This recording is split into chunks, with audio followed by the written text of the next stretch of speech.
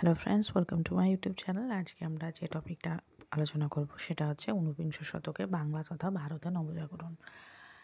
এই টপিকে আজকে আমরা যে এই নবজাগরণের পিছনে আন্দোলন যেগুলো হয়েছিল বা সমাজ সংস্কার, ধর্মীয় সংস্কার, শিক্ষা সংস্কার, এই সমস্ত কিছু মিলেই তো নবজাগরণ হয়। বা এই সমস্ত সংস্কারগুলো ভারতে জেগে উঠেছিল শিক্ষার হাত ধরে।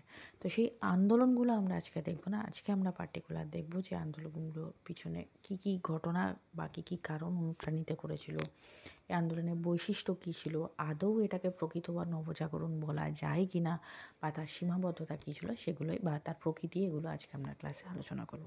তো ভিডিওটা প্রথম থেকে শেষ পর্যন্ত ধৈর্য সহকারে দেখো। আর যারা চ্যানেলে ফার্স্ট টাইম ভিজিট করছো তাদের জন্য বলবো তারা কিন্তু অবশ্যই চ্যানেলকে সাবস্ক্রাইব করো। আর সাবস্ক্রাইব বাটনের পাশে থাকা যে বেল আইকন রয়েছে সেখানে অলে ক্লিক করো। তাহলে যখনই আমি কোনো নতুন ভিডিও তোমাদের জন্য আপলোড করব তার নোটিফিকেশান তোমাদের কাছে পৌঁছে যাবে। এই চ্যানেলে তো হিস্ট্রি ডেসক্রিপটিভ ক্লাস হচ্ছেই, তার পাশাপাশি যারা টেট রিলেটেড এক্সামের জন্য প্রিপারেশন করতে চাও তাদের জন্য বলবো তারা আমার যেটা মেন চ্যানেল রয়েছে সেখানে জয়েন হয়ে যাও। সেখানে টেটের এক্সামের জন্য অলরেডি প্রিপারেশন শুরু হয়ে গিয়েছে।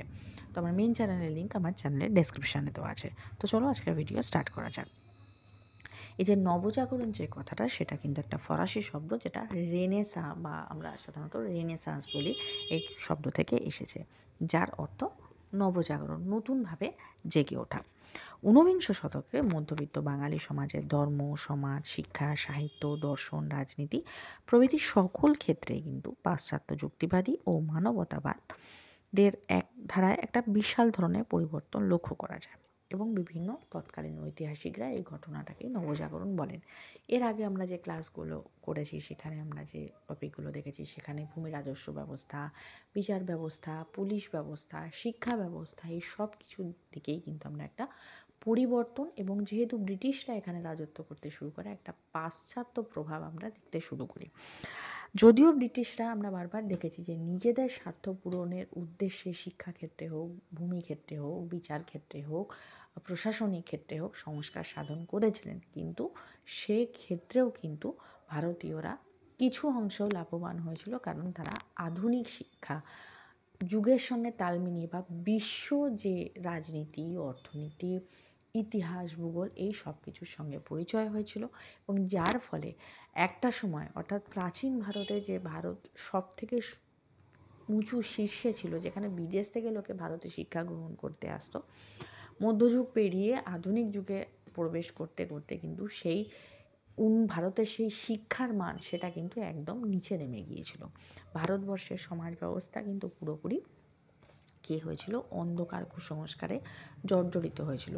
সেই সময় ইংরেজদের এই যে তাদের নিজেদের স্বার্থে এর যে সংস্কার সাধনগুলো হয়েছিল, তার দ্বারাও কিন্তু পুনরায় ভারতীয় যে কিছু মুষ্টিবদ্ধ লোক এই শিক্ষার আলোয় আলোকিত হয়ে তারা দেখেছিল যে বিশ্ব কতটা এগিয়ে যাচ্ছে, সেই তুলনায় ভারতবর্ষ কতটা পিছিয়ে পড়ছে, এবং সেই অনুযায়ী বিশ্বের সমতুল্য ভারতকে এগোতে গেলে শিক্ষা, সমাজ, সব দিকে সংস্কারের প্রয়োজন। এবং সেই সমস্ত কিছু ঘটনার পরিপ্রেক্ষিতে প্রথমে কিন্তু এই যে আন্দোলন, সমাজ সংস্কার আন্দোলন, শিক্ষা সংস্কার আন্দোলন, ধর্ম সংস্কার আন্দোলন, তার প্রাচুর্যতা দেখা গিয়েছিল প্রথমে বাংলায়, এবং বাংলার হাত ধরে আস্তে আস্তে তা ক্রমশ ভারতবর্ষে ছড়িয়ে পড়েছিল।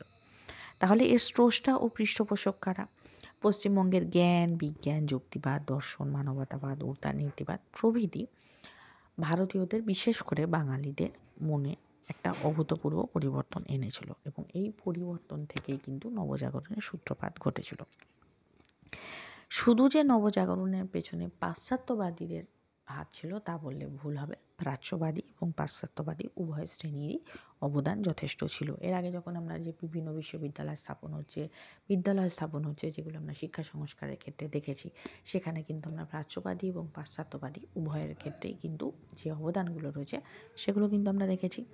এছাড়া আধুনিক পাশ্চাত্য প্রাচ্যের সমন্বয়ে তৈরি হওয়া যে বিভিন্ন মিশ্র সংস্কৃতি, মিক্সড কালচার, যেটা হচ্ছে 19 শতকের বাংলায় এক নতুন উন্নত মানের শ্রেণী, উন্নত মান বলতে কি, তাদের মানসিক দিক থেকে, তারা চিন্তাধারার দিক থেকে তাদের মান কিন্তু আর সাধারণ 5টা মানুষের থেকে একটু উন্নত মানের ছিল। এই উন্নত মানের শ্রেণী জন্ম দিয়েছিল।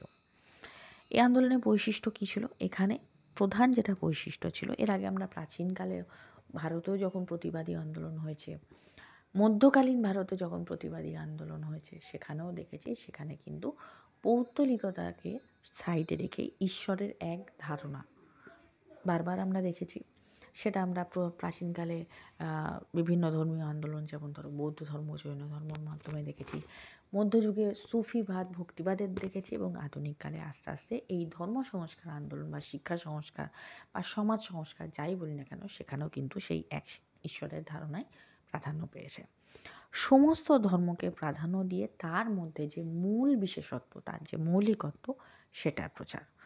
যাজকত্ব, আচার অনুষ্ঠান, মূর্তি পূজা, বহুত্ববাদের বিরোধিতা করা, বিভিন্ন সামাজিক কুরীতি, বাল্যবিবাহ, বহুবিবাহ, সতীদাহ প্রথা প্রভৃতি কুপ্রথার বিরোধিতা করা, সমাজে নারীদের অবস্থার উন্নতির জন্য চেষ্টা করা, বিভিন্ন আন্দোলন করা, বিভিন্ন সংস্কার সাধন করা, সমাজে যে বর্ণ ব্যবস্থা, অস্পৃশ্যতা, বিভিন্ন কুসংস্কার সম্পন্ন বা কুসংস্কারগ্রস্ত বিভিন্ন আচরণ বিধি, তার বিরোধিতা করা, এগুলো কিন্তু দেখা গিয়েছিল।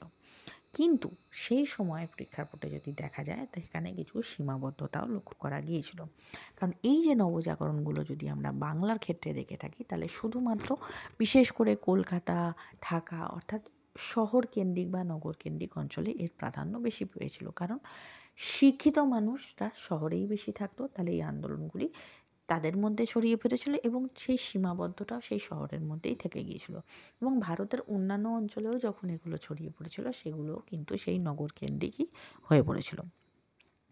কৃষক ও শ্রমিক সহ অর্থাৎ সমাজের যারা এক বৃহৎ অংশ, তারা কিন্তু এই আন্দোলনের মধ্যে অংশগ্রহণ নিতে পারেনি, তারা এই আন্দোলনের বাইরেই ছিল। এক কথায় বলা যায় এটি ছিল মূলত শিক্ষিত উচ্চবিত্ত এবং উচ্চ মধ্যবিত্তদের একটা আন্দোলন।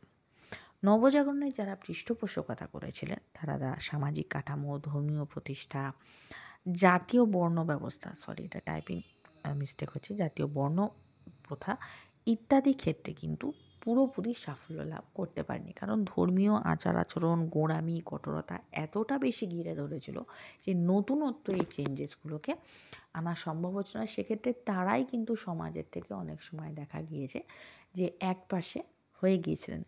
হয়তো তারা অনেকাংশে সফল হয়েছিলেন। পরবর্তীকালে আস্তে আস্তে নারীদের, সমাজের, শিক্ষা সব ক্ষেত্রে উন্নতি হলেও কিন্তু সেই সময় কিন্তু সেটা সেইভাবে সফলতা লাভ করতে পারেনি। কিছু মুষ্টিমেয় মানুষের মধ্যেই সেটা সীমাবদ্ধ ছিল। আজকে গেল এই তাহলে যে ধর্মীয় আন্দোলন বা নবজাগরণ বলে যেটা নতুন ধ্যান ধারণার প্রকাশ হয়েছে, তার যে একটা চরিত্র, বৈশিষ্ট্য বা প্রকৃতি। এর পরের ক্লাসে আমরা আগে বাংলার নবজাগরণের ক্ষেত্রে কে কী ভূমিকা নিয়েছিলেন সেগুলো দেখব। তারপরে ভারতের অন্যান্য ক্ষেত্রে সেগুলো কীভাবে ছড়িয়ে পড়েছিল সেগুলো দেখব। যেহেতু টপিকটা বড়, এটা কিন্তু আমরা আরও দুটো ভাগে ক্লাসটা করব। তাহলে আজকের ভিডিও এই পর্যন্ত। যদি ভিডিও ভালো লেগে থাকে তাহলে অবশ্যই ভিডিওকে একটা ছোটো লাইক করো। যারা চ্যানেলে নতুন, চ্যানেলকে সাবস্ক্রাইব করো, আর সাবস্ক্রাইব বাটনের পাশে থাকা যে বেল আইকন রয়েছে সেখানে অলে ক্লিক করো। তাহলে যখনই আমি কোনো নতুন ভিডিও তোমাদের জন্য আপলোড করব, তার নোটিফিকেশান তোমাদের কাছে পৌঁছে যাবে।